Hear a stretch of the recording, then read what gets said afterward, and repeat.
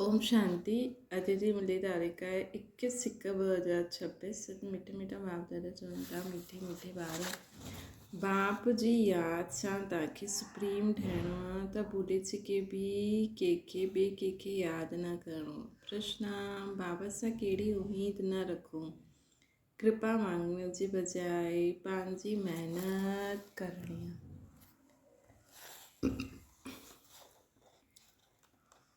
पंहिंजी महिनत करणी आहे। उत्तरा: पुराणे शरीर जो कोई बि कर्म भोग देवालो निकिरी वञे, बीमार थी वञो त बाप चईंदा ही त तव्हांजो पंहिंजो हिसाब किताब आहे। इहा उमेद न रखो कि हिन में बाबा कोई कृपा कंदा। पंहिंजी महिनत सां करे योग बल सां कमु कढो। यादि सां ई आयु वधंदी, कर्म भोग चुकतो थी वेंदो। बाप जो प्राणनि सां प्यारो आहे। उन्हनि सां जेतिरो लव हूंदो ओतिरो यादि रहंदी ऐं कल्याण थींदो रहंदो। ओम शांति। बेहद जो बाप वेही ॿारनि खे सम्झाईंदा आहिनि। मिठा ॿार, पंहिंजे खे आत्मा सम्झी मुझ बाप खे यादि करो ऐं पंहिंजे घर खे यादि करो। उन्हनि खे चइबो आहे tower of silence, tower of सुख। टावर ऑफ सुख आहे पर स्वर्ग। टावर ऑफ साइलेंस आहे शांतिधाम। टावर ॾाढो ऊचो हूंदो आहे। तव्हां हुते वञण जे लाइ पुरुषारत करो था। ऊच ते ऊच टावर ऑफ साइलेंस सां तव्हां कीअं टावर ऑफ साइलेंस में तव्हां कीअं वञी सघंदा आहियो। इहो बि टावर में रहण वारो बाबा बाप ई वेही सिखलाईंदा आहिनि। ॿार पंहिंजे खे आत्मा सम्झो। असां आत्मा शांतिधाम जा निवासी आहियूं। उहो बाप जो घर आहे। ये हलंदे फिरदे टेव विझणी खपे। पंहिंजे खे आत्मा सम्झो ऐं शांतिधाम सुखधाम खे यादि करो। बाबा ॼाणंदा आहिनि हिन में ई महिनत आहे। जो आत्म अभिमानी थी करे रहंदा आहिनि उन्हनि खे चइबो आहे महावीर। यादि सां ई तव्हां महावीर सुप्रीम ठहींदा। सुप्रीम अर्थात शक्तिवान। ॿारनि खे ख़ुशी थियणी खपे। स्वर्ग जो मालिक ठाहिण वारो बाबा, विश्व जो मालिक ठाहिण वारो बाबा असांखे पढ़ाइनि था। आत्मा जी बुद्धि हली वेंदी आहे बाबा तरफ़। इहे आत्मा जो लव हिकु बाप सां गॾु आहे। सवेरे सवेरे उथी बाबा सां मिठी मिठी ॻाल्हियूं करो। बाबा तव्हांजी त कमाल आहे। स्वप्न में बि न हुयो तव्हां असांखे स्वर्ग जा मालिक ठाहींदव। बाबा असां तव्हांजी शिक्षा ते ज़रूरु हलंदासीं। कोई बि पाप जो कमु न कंदासीं। बाबा जीअं पुरुषारत कंदा आहिनि ॿारनि खे बि ॿुधाईंदा आहिनि। शिव बाबा खे एतिरा ढेर ॿार आहिनि, ओनो त हूंदो न। केतिरे ॿारनि जी संभाल थींदी आहे। हिते तव्हां ईश्वरी परिवार में वेठा आहियो। बाबा सम्मुख वेठा आहिनि। तव्हां सां खायां, तव्हां सां ई विया। तव्हां ॼाणंदा आहियो शिव बाबा इन में अची करे चईंदा आहिनि मिठे ॿार मामेकम यादि करो। देह से देह जे सभी संबंधनि खे भुलिजी वञो। ये अंतिम जन्म आहे। ये पुराणी दुनिया पुराणी देह खलास थी वेंदी। कहावत बि आहे न, तव्हां मरियो मरी वई दुनिया। पुरुषारत जे लाइ थोरो सो संगम जो समय आहे। ॿार पुछंदा आहिनि बाबा इहा पढ़ाई केसिताईं हलंदी। जेसिताईं दैवी राजधानी स्थापना थी वञे तेसिताईं ॿुधाईंदा रहंदा। पोइ ट्रांसफ़र थींदा नई दुनिया में। इहो पुराणो शरीर आहे। कुझु न कुझु कर्म भोग हलंदो रहंदो आहे। इन में बाबा मदद करनि इहा उमेद न रखणी आहे। देवालो निकितो, बीमारी थी, बाबा चईंदा इहो तव्हांजो हिसाब किताब। हा, पोइ बि योग सां आयु वधंदी। पंहिंजी महिनत करो, कृपा मांगो न। बाबा खे जेतिरो यादि कंदा हिन में तव्हांजो कल्याण आहे। जेतिरो थी सघे योग बल सां कमु वठो। ॻाईंदा बि आहिनि न, मूंखे पलकनि में छुपाए वठो। प्रिय चीज़ खे नूरे रतन प्राण प्यारो चइबो आहे न। ये बाप त ॾाढा प्रिय आहिनि परंतु गुप्त आहिनि। उन्हनि जे लाइ लव अहिड़ो हुजिणो खपे जो ॻाल्हि न पुछो। ॿारनि खे त बाबा खे पलकनि में छिपाइणो खपे। मतिलबु पलकनि में मतिलबु अखियुनि में न, इहे बुद्धि में यादि रखिणो।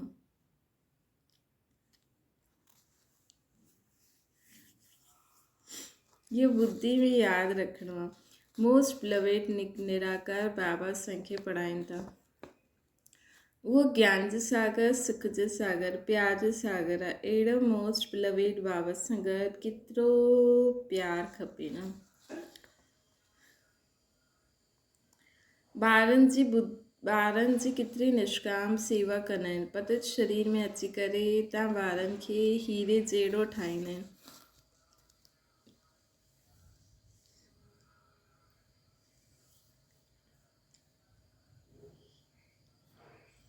केतिरा मिठा बाबा आहिनि, त ॿारनि खे बि अहिड़ो मिठो ठाहिणो आहे।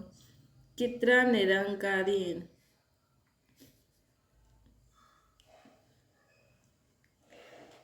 बाबा तव्हां ॿारनि जी सेवा कंदा आहिनि, त तव्हां ॿारनि खे बि केतिरी सेवा करणी खपे। श्रीमत ते हलणो खपे न।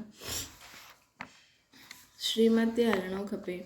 किथे पंहिंजी मत ॾेखारी त तक़दीर खे लकीर लॻी वेंदी। तव्हां ब्रह्मण ईश्वरीय संतान आहियो।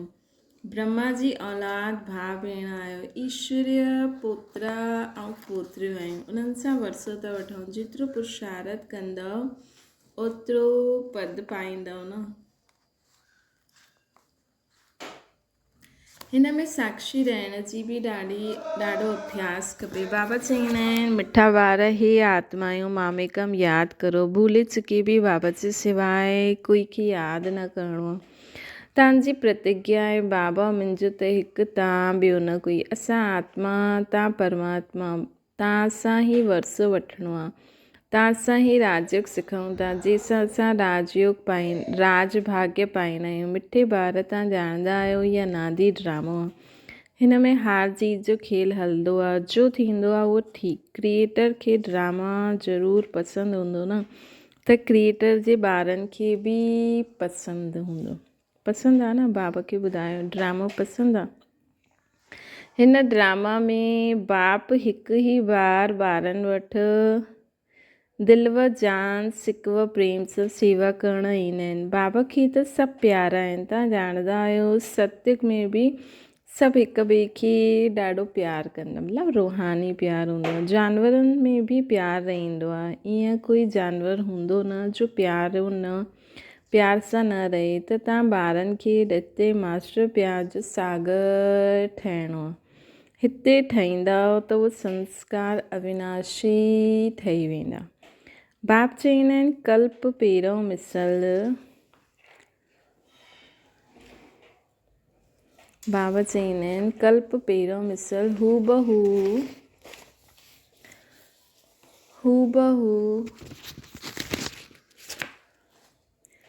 प्यारो ठहिणो आहे। कॾहिं कंहिं ॿार जो गुस्से जो आवाज़ु ॿुधंदा आहिनि त बाबा शिक्षा ॾींदा आहिनि, ॿार गुस्सो करणु ठीकु न आहे। इन में तव्हां बि दुखी, ॿियनि खे बि दुखी कंदा आहियो। बाबा सदाकाल जो सुख ॾियण वारा आहिनि, त ॿारनि खे बि बाप समान ठहिणो आहे न। हिक ॿ खे कॾहिं दुख न ॾियणो आहे। तव्हां ॿार ॼाणंदा आहियो शिव बाबा आहे सुबुह जो साईं, राति जो ॾींहुं अथवा सवेरो ठाहिण वारो। साईं चइबो आहे बेहद जे बाप खे। उहो हिकु साईं बाबा आहे न, भोलेनाथ शिव बाबा। नाम ई आहे भोलेनाथ, असांजो शिव बाबा आहे। भोली भोली कन्याएं माताउनि ते ज्ञान जो कलश रखंदा आहिनि। उन्हनि खे ई विश्व जो मालिक ठाहींदा आहिनि। केतिरो सहज उपाय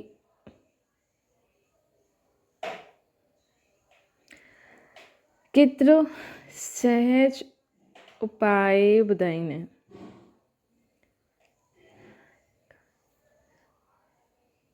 केतिरो प्यार सां तव्हांखे ज्ञान जी पालना कंदा आहिनि। आत्मा खे पावन ठाहिण लाइ याद जी यात्रा में रहो।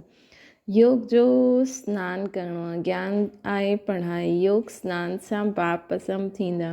पंहिंजे खे आत्मा सम्झण जो अभ्यास कंदा रहो त इहे देह जो अहंकार बिल्कुलु टुटिजी वेंदो। योग सां ई पवित्र सतो प्रधान ठही बाबा वटि वञिणो आहे। कई ॿार हिन ॻाल्हियुनि खे सुठी रीति सम्झंदा न आहिनि। सचो पंहिंजो चाट ॿुधाईंदा न आहिनि। अधु कल्प कूड़ी दुनिया में रहिया आहिनि त कूड़ जीअं अंदरि ॼमी वियो आहे।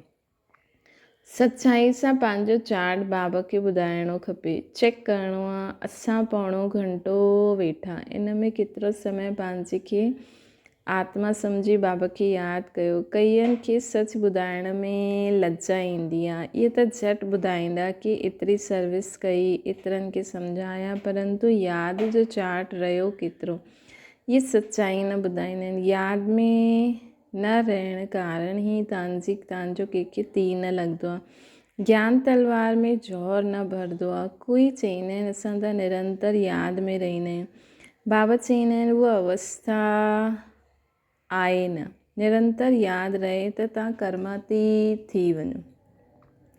ज्ञान जी प्रकाष्ठा ॾेखारे में ॾे, हिन में ॾाढी महिनत खपे। विश्व जो मालिक ईअं ई थोरी ठही वेंदो आहे। हिकु बाप जे सवाइ ॿियो कोई जी यादि न रहे, इहा देह बि यादि न रहे, इहा अवस्था तव्हांजी पिछाड़ी में थींदी। यादि जी यात्रा सां ई तव्हांजी कमाई थींदी। अगरि शरीर छुटिजी वियो पोइ त कमाई करे न सघंदो। भल आत्मा संस्कार खणी वेंदी, परंतु टीचर त खपे न जो ये स्मृति दिलाए। आत्मा घड़ी घड़ी स्मृति, बाबा घड़ी घड़ी स्मृति दिलाईंदा रहंदा आहिनि। अहिड़ा ॾाढा ॿार आहिनि जो गृहस्थ व्यवहार में रहंदी नौकरी आदि कंदा ऐं ऊच पद पाइण लाइ श्रीमत ते हली पंहिंजो भविष्य बि जमा कंदा रहंदा आहिनि। बाबा सां राय वठंदा रहंदा आहिनि। पैसा आहिनि त उन्हनि खे सफ़ल करो। बाबा चईंदा आहिनि सेंटर खोलो जंहिंसां ॾाढनि जो कल्याण थिए। मनुष्य दान पुण्य आदि कंदा आहिनि, ॿिए जन्म में हुननि जो फल मिलंदो आहे। तव्हांखे बि भविष्य 21 जन्मनि जे लाइ राज्य भाग्य मिलंदो आहे। असांखे बि भविष्य 21 जन्मनि जे लाइ राज्य भाग्य मिलंदो आहे। तव्हांजी इहा नंबर 1 बैंक आहे। हिन में 4 आना विझो त भविष्य में 1000 थी वेंदा। पत्थर सां सोनो ठही वेंदा। तव्हांजी हर चीज़ पारस ठही वेंदी।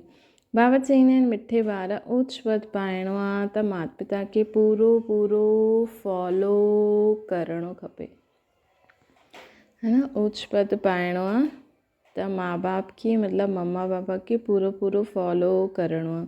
पंहिंजी कर्मेंद्रियनि ते कंट्रोल रखो। अगरि कर्मेंद्री वश न त हलणु ठीकु न त ऊच पद सां वंचित थी वेंदो। पंहिंजे चलन खे सुधारणो आहे। जास्ती तमन्नायूं न रखणियूं आहिनि। बाबा तव्हां ॿारनि खे केतिरो ज्ञान श्रृंगार कराए सतयुग जा महाराजा महारानी ठाहींदा आहिनि। हिन में सहनशीलता जो गुण ॾाढो खपे। देह जे मथां टू मच मोह न हुजिणो खपे। योग बल में ई कमु वठिणो खपे। बाबा खे केतिरी बि खांसी हूंदी आहे पोइ बि सदैव सर्विस ते तत्पर रहंदा आहिनि। ज्ञान युग सां श्रृंगार करे ॿारनि खे लाइक़ु ठाहींदा आहिनि। तव्हां हाणे ईश्वरीय गोद में आहियो, माउ बाप जी गोद में वेठा आहियो न। बाप ब्रह्मा मुख सां तव्हां ॿारनि खे जन्म ॾींदा आहिनि त इहा थी वई असांजी वॾी मम्मा, ब्रह्मा मम्मा।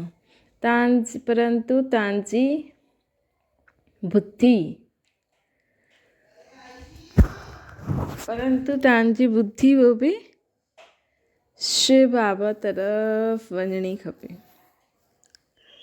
परंतु तव्हांजी बुद्धि पोइ बि शिव बाबा वटि वञणी खपे। तव्हां माता पिता सां बालक तव्हांजा। तव्हांखे सर्वगुण संपन्न हिते ई ठहिणो आहे।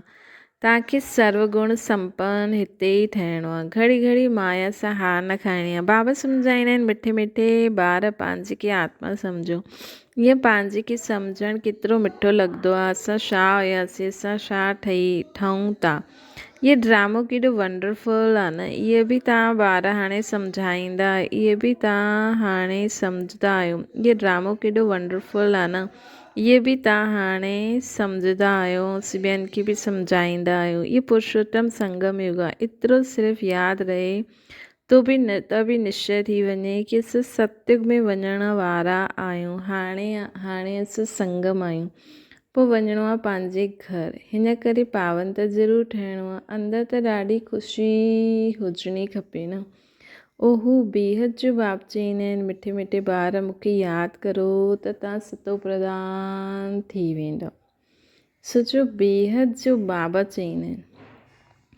विश्व जो मालिक ठही वेंदव। बाबा केतिरो ॿारनि खे प्यार कंदा आहिनि। हीअं न कि सिर्फ़ु सेंटर जे रूप में, ईअं न कि टीचर जे रूप में पढ़ाए करे ऐं घरु हली वेंदा आहिनि बाबा।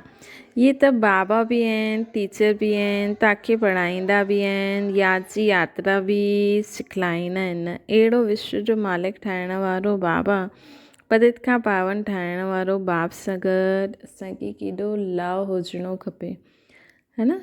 बाबा चवनि था कि सवेरे सवेरे उथण सां पहिरियों शिव बाबा खे गुड मॉर्निंग करणी आहे। गुड मॉर्निंग अर्थात यादि कंदव त ॾाढी ख़ुशी रहंदी। ॿारनि खे पंहिंजे दिलि सां पुछिणो आहे, असां सवेरे उथी करे केतिरो बेहद जे बाप खे यादि कंदा आहियूं। मनुष्य भक्ति बि सवेरे सवेरे कंदा आहिनि, भक्ति केतिरो प्यार सां कंदा आहिनि, परंतु बाबा ॼाणंदा आहिनि कई ॿार दिलि व जान सिकव प्रेम सां यादि न कंदा आहिनि। सवेरे उथी बाबा खे गुड मॉर्निंग करनि, ज्ञान जो चिंतन रहे त ख़ुशी जो पारो बि चढ़े। बाबा सां गुड मॉर्निंग न कंदव त पाप कीअं भस्म थींदा। ॾिसो बाबा ॿारनि दिन प्रतिदिन ॿारनि जे लाइ केॾो सहज पुरुषारत कंदा आहिनि कि सुबुह जो उथी करे चओ गुड मॉर्निंग बाबा, है न। बाबा चवंदा आहिनि न त पाप कीअं उतरंदा, मुख्य आहे ई यादि। इन सां तव्हांजे भविष्य जे लाइ ॾाढी भारी कमाई थी वेंदी। कल्प अंदरि इहे कमाई कमु ईंदी। वॾो धैर्य गंभीरता समझ सां यादि करिणो हूंदो आहे। मोटे हिसाब में त भल करे इहे चई ॾींदा आहिनि कि असां बाबा खे ॾाढो यादि कंदा आहियूं, परंतु एक्यूरेट यादि करण में महिनत आहे। जो बाप खे जास्ती यादि कंदा आहिनि उन्हनि खे करंट जास्ती मिलंदी आहे। शुद्ध यादि सां यादि मिलंदी आहे न। या योग ऐं ज्ञान ॿ चीजियूं आहिनि। योग जी सब्जेक्ट अलॻि, ॾाढी भारी सब्जेक्ट आहे। योग सां ई आत्मा सतोप्रधान थींदी आहे। यादि बिना सतोप्रधान थियण इहे त असंभव आहे। सुठी रीति प्यार सां बाप खे यादि कंदव त ऑटोमेटिकली करंट मिलंदी ऐं हेल्दी थी वेंदव। करंट सां आयु वधंदी आहे। ॿार यादि कंदा आहिनि त बाबा बि सर्च लाइ ॾींदा आहिनि। बाप केतिरो भारी खज़ानो ॾींदा आहिनि न तव्हां ॿारनि खे। अच्छा मीठी सिकिल जे ॿारनि प्रति माता पिता बाप दादा जो यादि प्यार ऐं गुड मॉर्निंग। रूहानी बाबा चवनि था सिकिल दे नैननि जे नूर ॿारनि जे प्रति माता पिता बाप दादा जो दिलि व जान सिकव प्रेम सां बाप दादा अॼु असांखे यादि प्यार ॾियनि था ऐं गुड मॉर्निंग बि करनि था। बाबा खे त सहज कई गुड मॉर्निंग करो त पाप भस्म थी वेंदा। रूहानी बाप जी रूहानी ॿारनि खे नमस्ते। रूहानी बाप जी सभिनी रूहानी ॿारनि खे नमस्ते। उदाहरण जे लाइ मुख्य सार बाबा खे ॾाढो धैर्य गंभीरता ऐं समझ सां यादि करिणो आहे। यादि एक्यूरेट हुजे त बाबा जी करंट मिलंदी, आयु वॾी थींदी, हेल्दी बि थींदा वेंदव।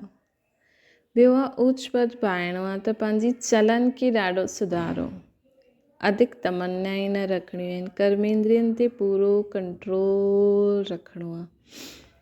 माता पिता खे पूरो फॉलो करिणो आहे। वरदाना फॉलो फादर ऐं सी फादर जे महामंत्र द्वारा हिकिड़े स्थिति ठाहिण वारा शीर्ष पुरुषार्थी ठहो। सी फादर फॉलो फादर हिन मंत्र खे सदा साम्हूं रखंदे हुए चढ़ती कला में हलंदा रहो, उड़ंदा रहो। कॾहिं बि आत्माउनि खे न ॾिसणो आहे। छो जी आत्माऊं सभु पुरुषार्थी आहिनि। पुरुषार्थ में अच्छाई बि हूंदी आहे त कुझु कमी बि हूंदी आहे। संपन्न आहिनि, हिन करे फॉलो फादर न की फॉलो ब्रदर और सिस्टर। त जीअं फादर हिकिड़ सां ईअं फॉलो करण वारा हिकिड़ स्वतः ई थी वेंदा। स्लोगन आहे परचिंतन जे प्रभाव में अची करे शुभ चिंतन करण वारा परचिंतन जे प्रभाव में न अची करे सदा सर्व जे प्रति शुभ चिंतन करण वारा शुभ चिंतक मणी ठह। अव्यक्त इशारो आहे, जीअं ॿियो स्थूल वस्तुअनि खे जॾहिं चाहे तॾहिं वठो, जॾहिं चाहे तॾहिं छॾो, ईअं देह जे भान खे जॾहिं चाहे वठो, जॾहिं चाहे छॾे करे देही अभिमानी थी वञो। ये प्रैक्टिस एतिरी सरल थी वञे जेतिरी कोई स्थूल वस्तु ही जी सहज थींदी आहे न, है न। रचयिता जॾहिं चाहे रचना जो आधार वठे, जॾहिं चाहे तॾहिं रचना जे आधार खे छॾे ॾे, तॾहिं बाबति जॾहिं चाहे न्यारा थी वञो, जॾहिं चाहे सभु प्यारा थी वञो। एतिरो बंधन मुक्त ठहिणो आहे असांखे। अच्छा, ओम शांति। बाबा खे यादि करो।